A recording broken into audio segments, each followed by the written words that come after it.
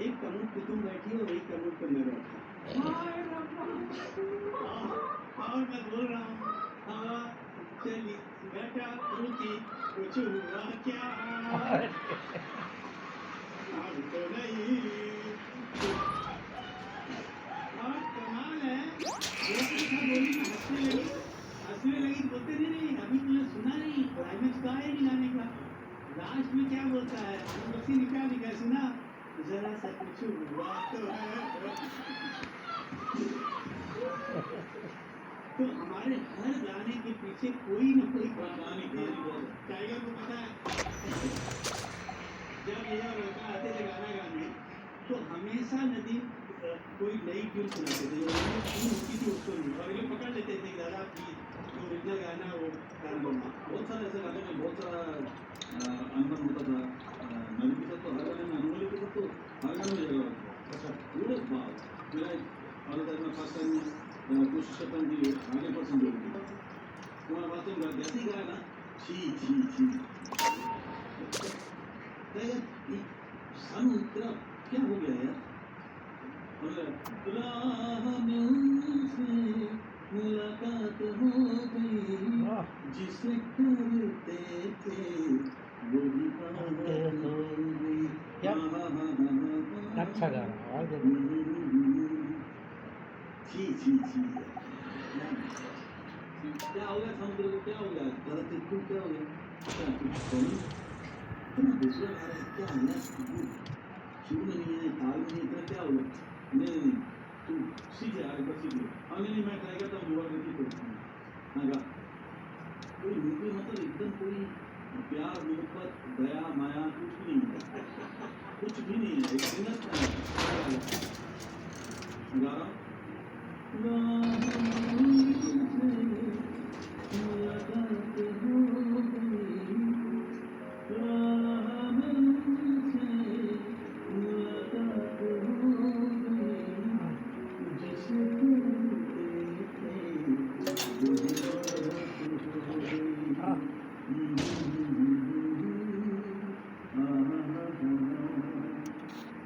गाना हो गया कंप्लीट?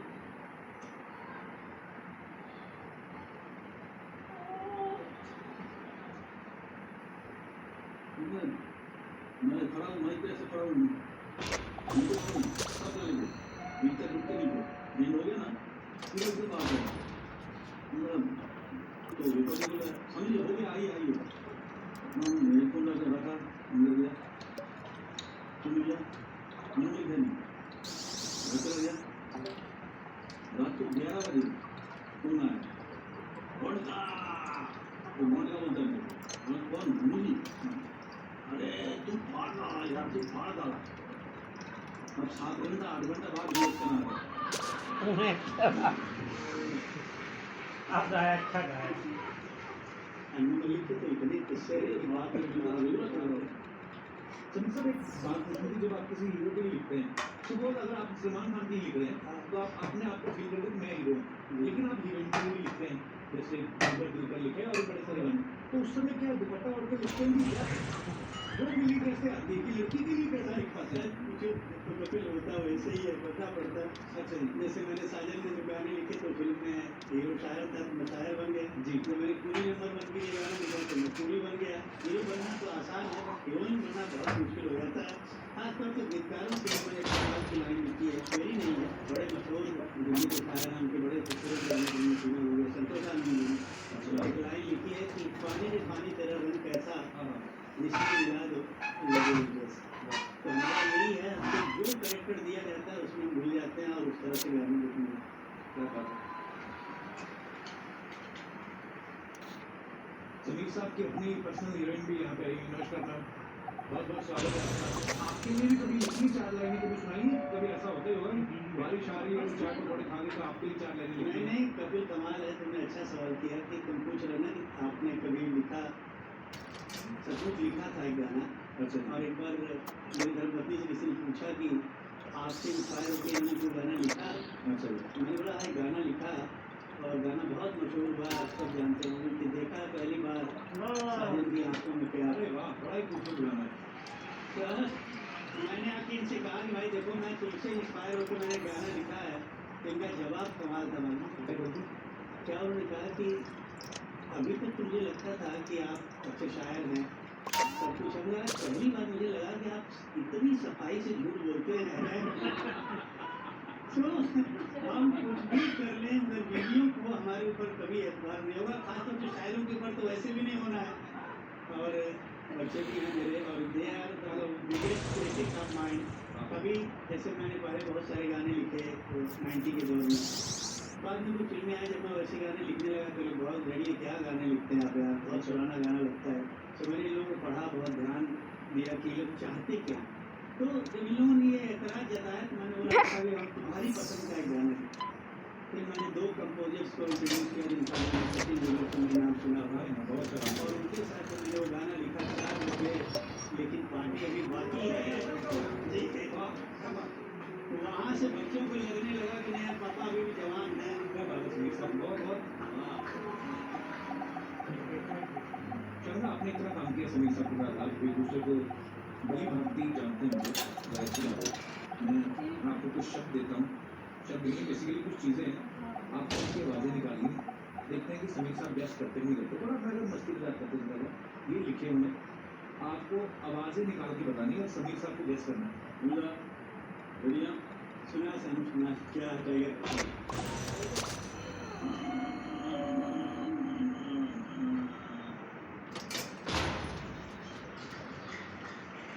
इससे ज़्यादा करोगे तो मेरी तकलीफ हो जाएगी।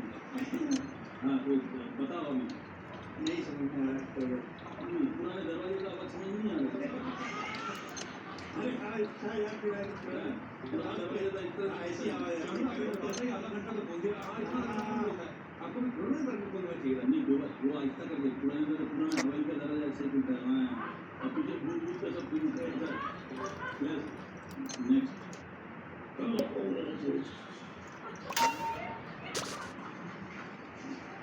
ये तो कमोड का साउंड लगा मुझे। जब ब्रश करते तो ऐसे आते हैं। ऐसे ही करेक्ट।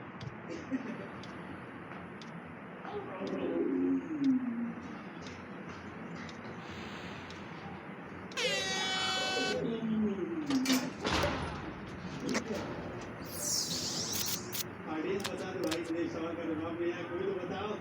हाँ चना बादल की गरजने की आवाज़। हालांकि बिल्ली बिल्कुल नहीं जानता आपकी बात।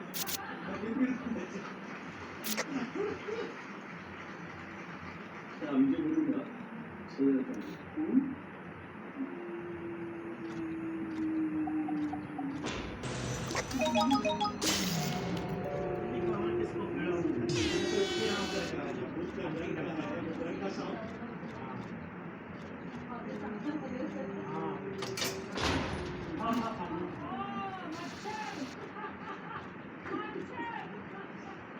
मच्छर मच्छर का साउंड है ये।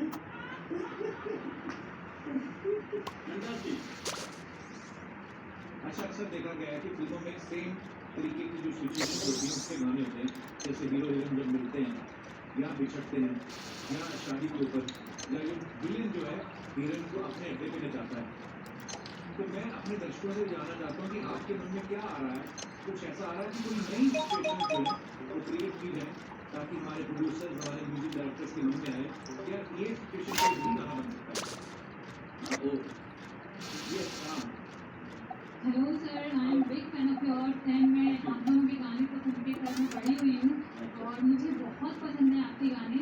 मैं राजस्थान से हूँ, मेरा नाम पूजा है और मैं कहना चाहती हूँ कि जैसे मौसम होता है अभी बहुत गर्मी चल रही है, तो मैं बाहर बैठी थी, मुझे बहुत पसीने आ रहे थे। यहाँ पे सब अच्छा है, एसी है, कोई प्रॉब्लम नहीं है। कभी लड़कियों को पसीना आते देखने नहीं आते। हमेशा लड़कों को ही आते हैं नहीं सर, एक्चुअली यहाँ पे थोड़ा ठीक है ना, बाहर तो बहुत गर्मी है, तो एसी में भी मुझे पसीना आ रहा था। तो सिचुएशन ये है कि गर्मी बहुत है और एसी में भी पसीना पसीना हूँ, तो इसको कुछ गाना हो जाए अच्छा याद आ रहा है, थोड़ा कंट्रोवर्शियल गाना था मेरा, तो मैं सोचता हूँ कि अगर एसी की बात आई है वो थोड़ा मैं थोड़ा सा घुमा दूँ जी। तो घूम रहा था सरकार लोग कुटिया गाड़ा लगे जाके में बनना प्यारा लगे, तो अगर इसको ऐसा कर दूँ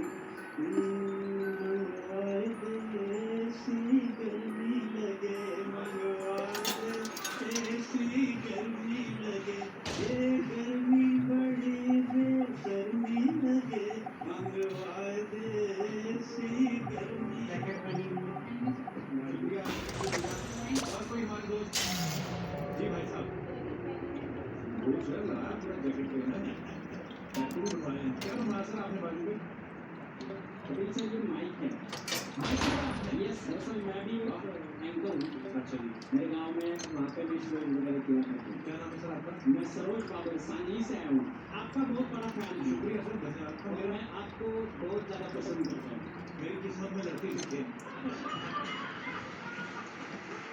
समीर सर और सानू सर मैं आपको गुरु मानता हूँ तो मेरा आपको सादर प्रणाम और कपिल जी जैसे मैंने आपको बताया मैं आपका बहुत बड़ा फैन हूँ और आपका हर एक शो देखता हूँ धन्यवाद तो समीर सर से एक क्वेश्चन करना चाहूँगा जी खर्चे तो बहुत हो रहे हैं सर इसके लिए हमारे खर्चे खर्चे खर्चे अच्छा जी और दिन ब दिन बिल भी बहुत बढ़ रहा है तो किस चीज़ का दूध का है इलेक्ट्रिसिटी का है बच्चों की स्कूल की फीस है अच्छा बिजली पे है अच्छा आप अच्छा नॉर्मल जो अपने खर्चे होते हैं वैसे अच्छा हाँ अच्छा जी तो बिल के ऊपर एक गाना हो गया तो बहुत बढ़िया है फिर एक गाना याद आया मुझे कपिल जी मेरा बहुत मशहूर गाना है और मैं बोलूँगा तो आप सबको याद आ जाएगा एक फिल्म आई थी धड़कन और उसका गाना बहुत वो गाना कि दिल ने ये कहा है दिल से हो गई है तुमसे अगर मैं इसी बात को उस गाने की धुन में डाल दूँ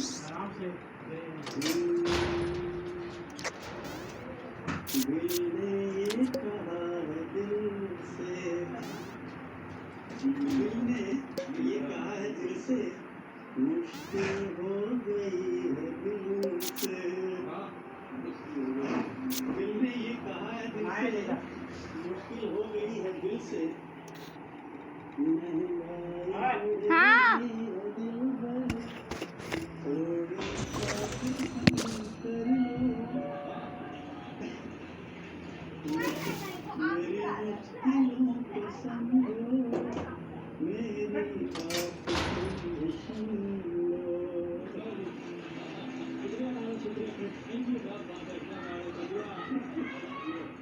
धन्यवाद सर और कोई हमारे दोस्त जी hello sir hello good evening very good evening Kapil sir मैं आपका बहुत बड़ा फैन हूँ नाम थोड़ी लिखी आपकी भी हमारे माइक में छेद करना है हाँ जी सर क्या नाम है आपका मोहम्मद मुसविर अच्छा मुशर्रफ साहब कहाँ से हैं आप? मैं साउथ मुंबई अच्छा जी क्या कहना चाहते हैं आप कुछ नहीं मैं तो बैठ जाओ फिर। आज टाइगर सर को देख के मुझे एक चीज़ याद आ गया अच्छा जी तो मैंने कहा छोड़ ही देना है क्या छोड़ देना फिर छोड़ देना अभी तक बात ही रखा था उसको छोड़ो छोड़ो नीली नीली रोशनी कमरे में बंद है हाँ जी नीली नीली रोशनी कमरे में बंद है नीली नीली रोशनी कमरे में बंद है कमरे में बंद है कमरे में कि कमरे में कमरे में कमरे में कमरे कमरे कमरे में क्या करूँ हाय मुझे सलमा से पसंद है क्या करूँ हाय मुझे सलमा से पसंद है वाह वाह वाह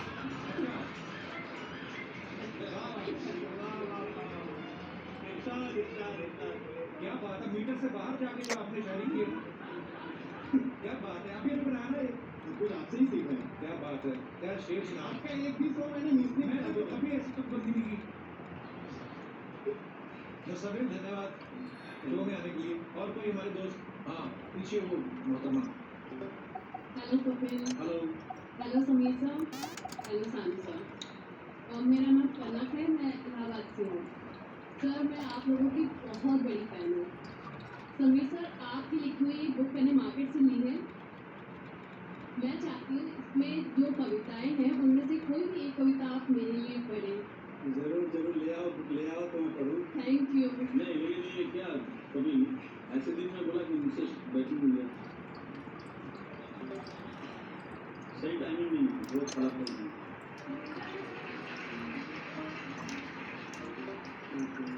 कपिल अभी मुझे किताब आई है क्या बात है इसका नाम है समीराना गीत मिर्जा साहब ने मुझे कहा कि तुमने फिल्मी गाने बहुत लिखे तुम्हारा एक पोएम्स का कलेक्शन आना है तो उनके कहने पे मैंने एक किताब लिखी है तो शुक्रिया मिर्जा साहब मैं आपको रोमांटिक होकर करना पड़ेगा क्योंकि क्योंकि वो खड़ी हुई मेरे सामने है तो मैं कैसे बनाऊँ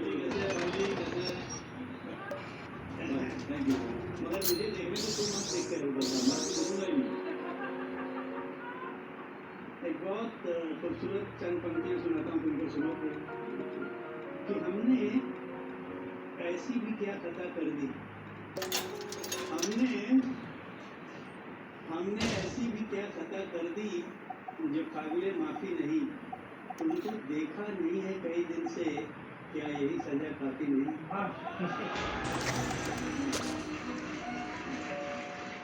कपिल, तुम धीरे धीरे आग लगा रहे हो, मुझे देख रहा है सब। Thank you so much sir, thank you. Hi आज भी हमारे इधर लेजेंडरी लोग आए, दादा और समीर दर्जी के लिए जोरदार ताली हो गए। दादा कैसे? बहुत अच्छा। अरे मैं आपकी बहुत बड़ी फैन है मैं।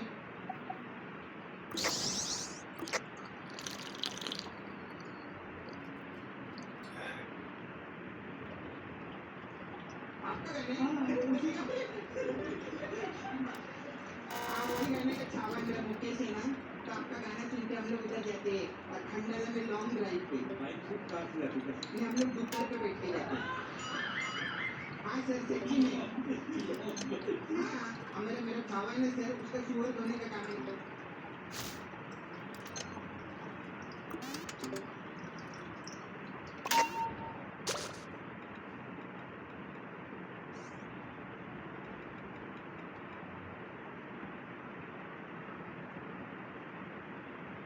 ईरान ने तारीख में पहली बार अमेरिकी साख्ता F-35 तैयारा मार गिराने का दावा कर दिया। ईरानी फौज ने मीडिया को बताया कि ईरान की मगरबी फजाई हदूद में एक F-35 को ईरानी दफाई निजाम ने हिट किया, जिसके बाद पायलट ने पैराशूट के जरिए छलांग लगा दी। गैर मुल्की मीडिया के मुताबिक ईरानी कमांडोज ने कुछ देर बाद पायलट को हिरासत में ले लिया। इससे पहले ईरानी सरकारी टीवी तस्नीम न्यूज ने दावा किया था कि एक F-35 समेत इसराइल के 2 तैयारे मार गिराए हैं और खातून पायलट जेर हिरासत है। इस बात की तस्दीक हो गई तो ये अमेरिका के 5th जनरेशन तैयारे की लड़ाई के दौरान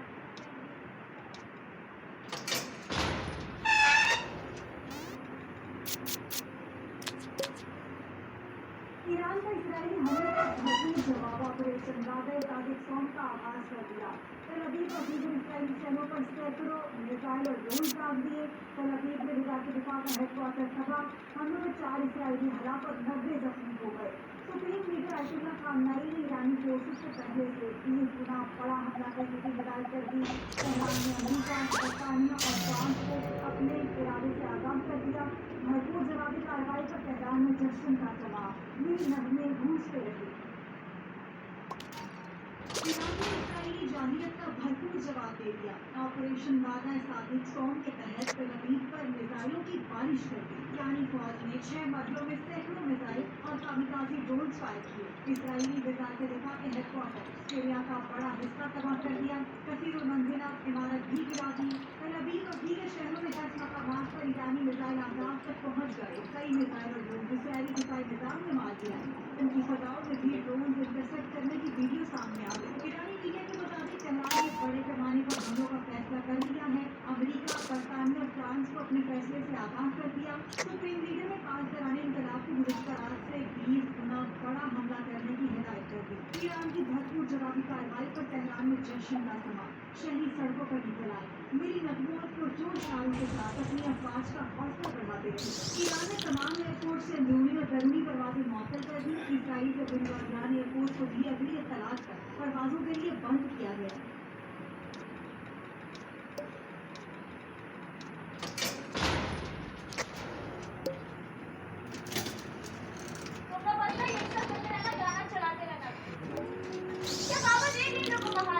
मैं क्या करूँ साउंड लड़ने के लिए अपने कान में हेडफोन डाल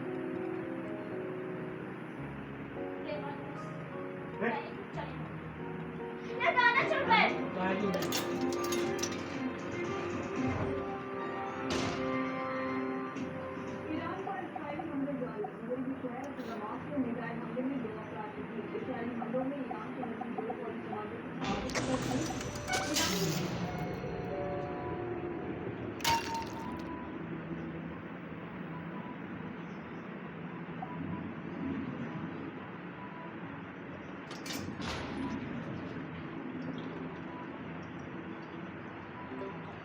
अहमदाबाद वाला जो विमान दुर्घटना हुआ है, air India Boeing 787 dream liner, air India के ड्रीम लाइनर में हम लोग भी बैठे हैं और फ्लाइट दिल्ली से अहमदाबाद दी जाती है। बोइंग का ड्रीम लाइनर मुंबई से दिल्ली भी आता है, तो कंडीशन उसको ठीक नहीं है अंदर से उसकी। अभी चूँकि ये क्या नाम है, अभी उसका कोई रिपोर्ट ब्लैक बॉक्स का आया नहीं है। जैसे ब्लैक बॉक्स का रिपोर्ट आ जाएगा तो एकदम डिटेल से बताएंगे आपको। जैसे नेपाल में दुर्घटना हुई थी ना, कंडीशन भी और खींची थी, समझे फ्लैश खींचेंगे तो कंडीशन भी खींची थी, सब लोग ये करिए। वैसे इसमें क्या हुआ क्या नहीं हुआ तो एक बार देखना पड़ेगा। तो जब रिपोर्ट आ जाएगी तो हम आपको डिटेल से जानकारी बता देंगे। अभी तो बस ये है कि टेक ऑफ करने के टाइम पे वो V2 तक पहुँच ही नहीं पाया और विमान दुर्घटना हो गई। जब वो दौड़ता है तो जहाज रनवे पे, तो जब वो प्रॉपर स्पीड गेन कर लेता है और रनवे आधा से ज़्यादा खत्म हो जाती है तो को पायलट बोलता है कैप्टन से कि V1 क्या आप ब्रेक नहीं लगा सकते हैं, क्योंकि ब्रेक लगाओगी ना तो 80% रनवे खत्म हो जाएगा, छूट लोग आगे जाएगा, एनी हाउ उड़ जाना है, V1 लेके उड़ जाता है।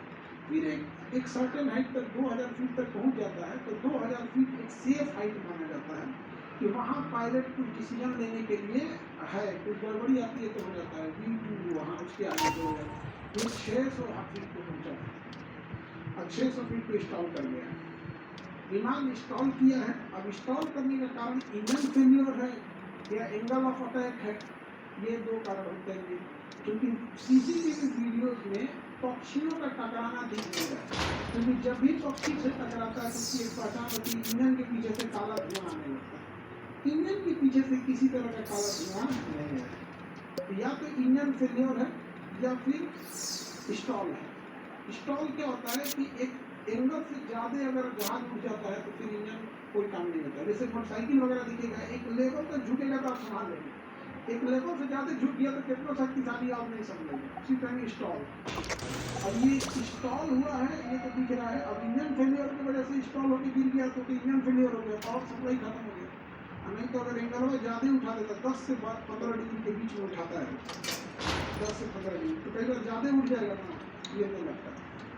अब ये इसके पूरी तरह से जैसे जो ब्लैक बॉक्स उसका रिकवर, ब्लैक बॉक्स एक ऑरेंज कलर का डिब्बा होता है, उसके अंदर दो चीज़ें बात होती है, पायलट क्या बात कर रहा है ये भी रिकॉर्ड हो रहा है और जहाज में क्या पैरामीटर्स थे ये भी रिकॉर्ड हो रहा है। मतलब उसके क्या इंस्ट्रूमेंट में कितना फ्यूल था, कितना वजन था, कितने लोग थे, क्या था, सारा चीज़ उसमें रिकॉर्ड होता है। उसको निकाल के दिया जाएगा तब पता चलेगा एग्जैक्ट में कि क्या हुआ था। लेकिन बहुत खतरनाक, जिस हॉस्पिटल में गिरा था, आगे हॉस्पिटल था, उसमें डॉक्टर और रेसिडेंट डॉक्टर थे, वो खाना खा रहे थे, पूरी गिर गया था। वहाँ से 6-7 डॉक्टर लोग भी बहुत सीरियस गंभीर है, संभवतः बचे भी नहीं। मतलब हमको जब तक सूचना थी बहुत सीरियस थे और मतलब जिस लेवल के सीरियस थे तो शायद उसमें से भी 6-7 डॉक्टर ना बच पाए, इतने ज़्यादा सीरियस है। विमान दुर्घटना में सबसे बड़ा कारण चोट लगना नहीं होता है, विमान दुर्घटना का सबसे बड़ा कारण होता है आग लगना। उस जहाज में 1.5 लाख लीटर फ्यूल था, 1.5 लाख लीटर। आपके पानी टंकी के ऊपर 1000 लीटर की पानी टंकी होती है छत के ऊपर, और उसमें पेट्रोल कितना, फ्यूल कितना, 1,40,000 लीटर, 1.5 लाख लीटर फ्यूल, इतना फ्यूल होता है। ब्लैक बॉक्स नहीं चलता, उसको उतना मजबूत बनाया जाता है, ना पानी में सड़ता है, ना जलता है, ना टूटता है, ना टूटता है ब्लैक बॉक्स। अब ब्लैक बॉक्स को जहाज के पीछे रखा जाता है और जहाज का पिछला हिस्सा देखना अभी भी सेफ है, उसका अभी भी पड़ा हो गया, बाहर अटकल है, समुद्र तो नहीं बचा होता।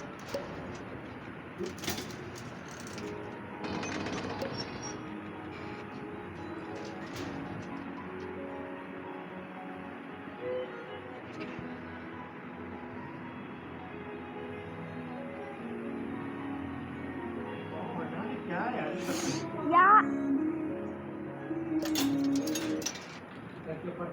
नहीं खुलता नहीं, उसके अंदर 1 महीने तक की बैटरी होती है, बीकन साउंड देता है। आग लगने नहीं, समुद्र में गिरता तो आग नहीं लगता। तो साबरमती के सामने नदी था तो उतना टाइम नहीं देता है ना, 2000 फीट पे जब जहाज चली जाती है, पायलट का कितना डिसीजन हो सकता है इसको सही में काम सोच सकते 600 फीट फ्लैट 600 फीट, वो भी जमीन से 600 फीट नहीं है, समुद्र से 600 फीट है, जमीन से 400 फीट है, क्योंकि समुद्र से 600 फीट तो जमीन तो और ऊपर होता है। एयरपोर्ट उस जमीन की सबसे ऊंचा बनाया गया, तो समुद्र तक 600 फीट, इसे तो क्या ही डिसीजन लेगा, तो महीने में भी नहीं मुड़ सका है सीधे जमीन। किसी भी जहाज में टेक ऑफ 8 मिनट और लैंडिंग करने में, मतलब टेक ऑफ का 4 मिनट और लैंडिंग का 4 मिनट, यही खतरनाक होता है। जो भी दुर्घटनाएं होती हैं इसी समय होती है, बीच में कोई दुर्घटना नहीं, मतलब कोई ना हवा है ना बादल है ना कुछ है, लेके निकल रहा है बॉक्स ऑफिस से, एम्बुलेंस हल्का हल्का होता है, हल्का हल्का क्या होता है। अभी हम परसों आए थे, इतना भयानक टर्बुलेंस था कि एक आदमी 20 से जा रहा था, बैठे थे हम लोग, और लगभग 37,000 फीट पे थे, फुल स्पीड में थी, उसमें किसी को वॉशरूम जा रहा होगा, इतना तेज टर्बुलेंस मारा कि गिर गया वो जमीन पे आता। हमारे बगल में कोई मैगी खा रहा था, छिप दिया फिर मैगी में तो पानी नहीं रहता ना, छिप दिया उसको, हम उसको उठा के तो मैगी दिए, दुकान में देख दीजिए हम दे दिए भाई की संपत्ति है, पूरा मैगी की बटोर के दो है हमारा नीचे रखिए लोग, मेरा मैगी थोड़ी था कि हम रख लें। चलिए अब हम लोग यहाँ देखते हैं, इसके डिटेल बता देंगे हम लोग, पूरा डिटेल से बता देंगे, जैसे ब्लैक बॉक्स रिकवर हो जाएगा एकदम इत्मीनान से। और वही 777 ठीक जहाज है, बट ड्रीम लाइनर ठीक नहीं। ड्रीम लाइनर में बहुत बार समस्या है। मोदी जी का जो जहाज है 777, और बोइंग में 3 मॉडल बोइंग का फेमस है, सबसे विश्वसनीय है 777 और 787, यही गिरा है, इसी को ड्रीम लाइनर कहते हैं। एक 787 ये अमेरिका के राष्ट्रपति यूज करते हैं, इसमें 4 बोइंग हैं, और बोइंग 737 ये सबसे ज्यादा है, ये उतना नहीं गिरा है। बोइंग 737 ये पटना में भी यही आती है, दिल्ली में भी यही ज्यादातर ये होती है। इसमें भी एक तो है मैक्स, ये खूब गिरा है। तो बोइंग के ये 2 जहाजों से हमेशा सवाल उठे इसकी विश्वसनीयता के ऊपर। मैक्स तो 2 महीना में धान गिरा था, भारत सरकार ने रोक लगा दिया था, 777 मैक्स में नहीं उड़ना है, और इंडिया में मैक्स में था। जब न्यूज पढ़ रहे थे ना तो हम लोग मैक्स में बैठे थे, इंडिया में 30-40 जो है बोइंग 777 मैक्स। तो उसके बाद तो हम लोग टिकट जब कटाते हैं तो ध्यान रखते हैं कि जहाज ज्यादातर एयर बस का है, और बोइंग इससे बड़े मानकों में बोइंग आजकल बहुत खिलवाड़ किया गया। अमेरिका से के बदले वो चाइना से पार्ट अपना कस रहा है। और बोइंग के एक कर्मचारी ने कहा था कि ट्रिपल जो अभी गिरा है ना 787 का जो ड्रीम लाइन, तो बोइंग के एक कर्मचारी ने कहा था कि इसमें जो ऑक्सीजन पाइप ले जाने वाला जो पाइप होता है, तो बोइंग में एक जहाज में वो नया पाइप ना लगा के कबाड़ से सेकेंड हैंड लगा दिया, मतलब उसी के कंपनी में कोई स्पेयर पार्ट नहीं रहता, वहाँ से उठा के लगा दिया। जहाज में ऐसा थोड़ी चलता है, हाँ मोटरसाइकिल थोड़े है, पुरानी टीवी लगा दिया।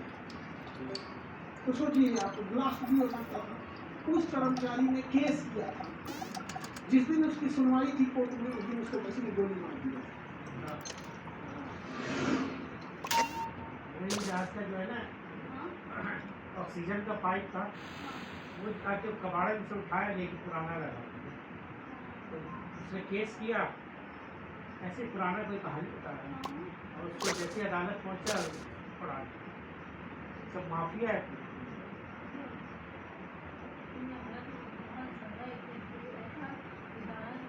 कोई माफिया है।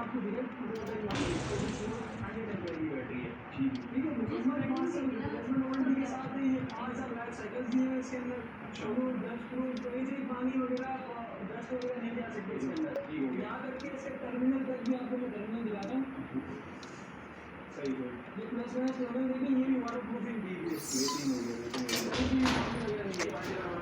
उसकी मुकम्मल 5 साल से रिप्लेसमेंट वारंटी है, 24 वारंटी है,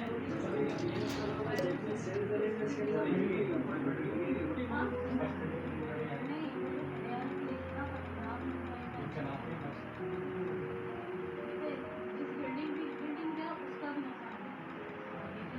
जाहिर है जब तहकीकात होंगी तो तफसीलात भी सामने आएंगी कि हादसे की क्या वजूहत थी, मगर on the face of it बहुत सारे तर्जीह हो रहे हैं। कुछ एक कहा जा रहा है कि जी स्पीड इतनी थी कि होनी चाहिए थी, इसके अलावा फ्लैप के हवाले से बात की जा रही है। गाइड टेक्निकल मामला आप बेहतर समझते होंगे, आपको लगता है कि ये जहाज का फेलियर ज़्यादा दिखता है या क्या आप समझ रहे हैं? शुक्रिया शाहजेब साहब। देखिए, बिल्कुल सुबह से आपने अभी जो तजिया पेश किया और ख़ासतौर पर बोइंग एयरक्राफ्ट का आपने तजिया पेश किया, वो काफ़ी नॉलेज वाला है। लेकिन देखें, इसमें जितने भी सुबह से मुख्तलिफ चैनल्स पे मुख्तलिफ एक्सपर्ट्स, ख़ासतौर पर वो पायलट्स इस जहाज़ को उड़ाते रहे हैं और इत्तेफाक से एक इंस्ट्रक्टर पायलट को मैं सुन चुका हूँ। देखें, मैं हमेशा जब भी एक्सीडेंट्स होते हैं मैं आपको दो बातें कहता हूँ। देखें, इस किस्म की एमरजेंसीज जो कि एक्सीडेंट पर ख़त्म होती हैं वो बहुत कम होती हैं। अक्सर मकामात पे एमरजेंसीज होती हैं और क्रू जो एक या दो पायलट्स हों वो किसी न किसी तरीके से अपनी महारत से, अपनी हाजिर दिमागी से, अपनी प्रैक्टिस से, अपनी ट्रेनिंग की वजूहत के लिए उस मुश्किल सूरत हाल से जहाज़ को और पैसेंजर्स को बाहिफाजत निकाल लेते हैं। तो यही फ़र्क है इस एक्सीडेंट में। और वो बहुत सारे ऐसे हालात जिनमें पायलट्स किसी जहाज़ पे गए होंगे, सिमिलर कंडीशंस पेश आई हैं। तो ये जो फ्लैप्स की बातें हो रही हैं, स्पॉयलर्स की बातें हो रही हैं, लैंडिंग गियर की, स्लैट्स की, ये तमाम सर्विसेज अपनी अपनी जगह पर प्रॉब्लम लैंडिंग टेक ऑफ में दे सकती हैं। जो ऑब्जर्वेशन आ रही हैं वो अपनी अपनी जगह अलग अलग तो सही हैं। और सर जो आप देख रहे हैं, जब आप वीडियो देख रहे हैं, आपको ये स्मूथ टेक ऑफ लग रहा है कि टेक ऑफ मुझे लगता है अचानक जहाज पर गिर जाना ये प्रोबेबिलिटी इसकी बहुत कम थी, ये आप क्या समझ रहे हैं?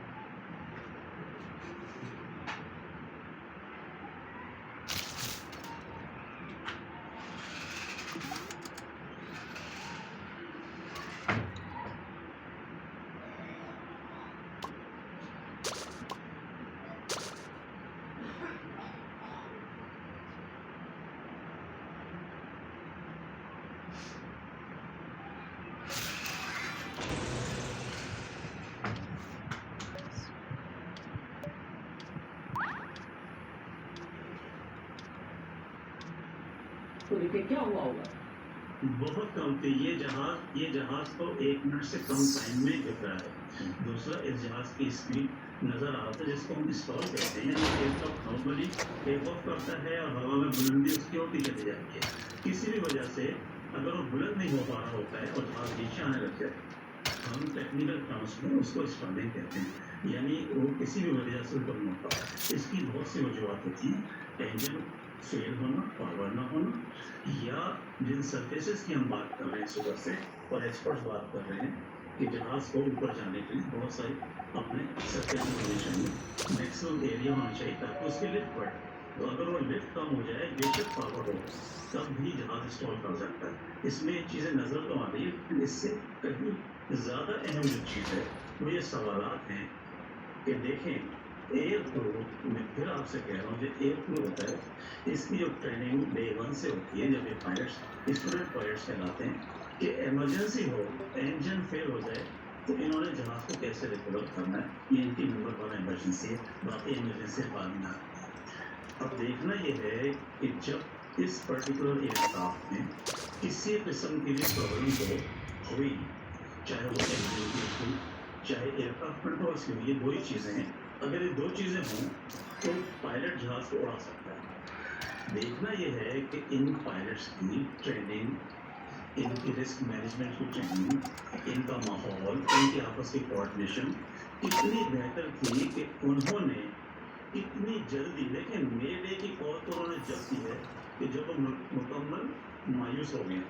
इससे पहले क्या होता रहा है कि पिछले अगर 43 सेकंड की फ्लाइट है, जो मैं कहीं से अंदाज़ा लगाया है, अगर ये 43 सेकंड टेक ऑफ, तो टेक ऑफ से पहले रनवे पे 1 मिनट जहाज़ का होता है, उससे पहले जहाज़ का ये तमाम चीज़ें चेक करते हैं। तो इनको किस स्टेज पे या सिस्टम्स में जो वार्निंग्स होती हैं, सबसे इम्पोर्टेंट है कि इन जहाज़ों में जिन्हें हम हाईटेक कहते हैं, पायलट्स की माजी की गलतियों को मद्देनज़र रखते हुए बेशुमार वार्निंग सिस्टम्स हैं। मसलन लाइटों का जलना, हेडलाइट का जलना, आवाज़ें आना, तो ये उन्होंने रिजेक्ट करने में अगर देर की है, तो इनकी मुश्किलात बढ़ जाएंगी, पैनिक लेवल बढ़ जाएगा, जदीद डायरेक्शन डिले हो जाए। जदीद जहाज था आपके सामने एक पॉसिबिलिटी और एक्सपीरियंस पायलट से कि कुछ आमतौर पर कहा जाता है कि कोई भी ऐसी इंसान आ जाए उसमें अगर मॉडर्न जहाज हो तो टेक ऑफ बहुत कर देते हैं वो, या फिर लैंडिंग में भी अगर तुम्हें नज़र आ जाए कि सेफ लैंडिंग नहीं हो पा रही है तो नहीं कर रहे हो, तो आपके ख्याल में इतने कम टाइम में ये हो नहीं सकता था कि ये रनवे पर उन्हें ना डालना हुआ हो या कोई साइन ना दिया हो और फिर पायलट ने जो टेक ऑफ है उसको कैंसिल ना कर दिया? देखिए शाहजेब, आप ना पायलट हैं ना इंजीनियर, लेकिन अल्हम्दुलिल्लाह ये पाकिस्तान की खुशनसीबी है कि आप चीज़ों को बहुत अच्छे से समझ रहे हैं और हम दोनों मिलकर जिन व्यूअर्स के लिए हम बात कर रहे हैं।